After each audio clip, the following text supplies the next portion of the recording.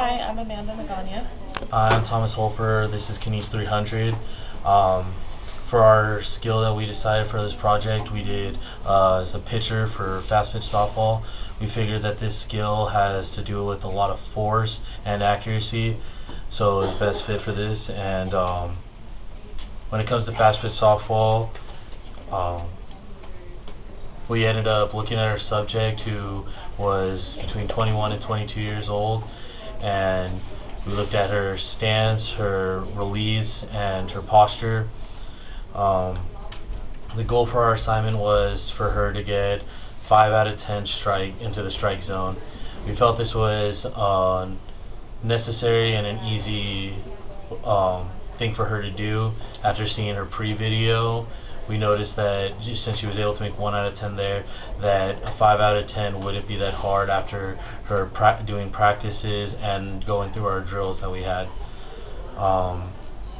We felt that going through the drills, like you could see that we could see her biggest flaws, that of how either her release, her posture, and also for how her arm would sway. Okay, now we're going to show you our worst trial, and when it came to the worst trial, you could see that she's not able to really keep her back straight. She had a hard time making sure of when to release the ball, and she had a hard time trying to keep her body close and tight, which would help the kinetic chain to make sure that the ball would end up releasing into the strike zone. And those are our biggest 3 that we were trying to worry about in helping her fix.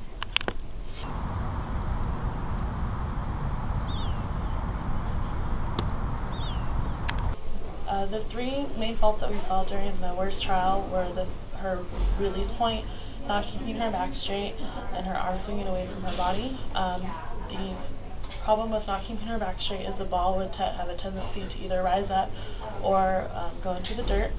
The problem with keeping the arm swing and not keeping it close to her body was this would cause the ball to either cross over out of the strike zone, and she had a tendency to lose her momentum. As far as her release point, she was starting to release the ball either too early or too late. Too early being she would release it before the ball or before her wrist reached her thigh, and too late would be after the ball reached her thigh. Some of the key elements that we wanted to cross over were 2 of them in the preparation phase. One of them would be the grip of the ball, which means the way we had our subject hold the ball was a 4-seam grip, which meant that her 3 of her fingers would hold over the ball or over the seams on the ball, which would allow the ball to have a fast ball spin. And also we focused on her stance and her feet placement on the rubber. It's important for a pitcher to have a comfortable stance on the rubber that allows them to get the best push off of the rubber.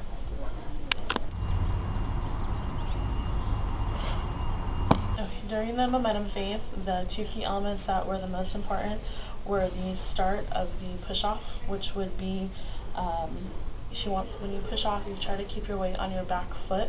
In this case, our subject was a right-handed pitcher, which meant that her back foot was the left foot, which would lead, and she'd keep her weight on her right foot. Also, in the force phase, it was important for her to keep her arm tight to her body, and during the circular motion, or the windmill, she would keep her arm either perpendicular or parallel to her body.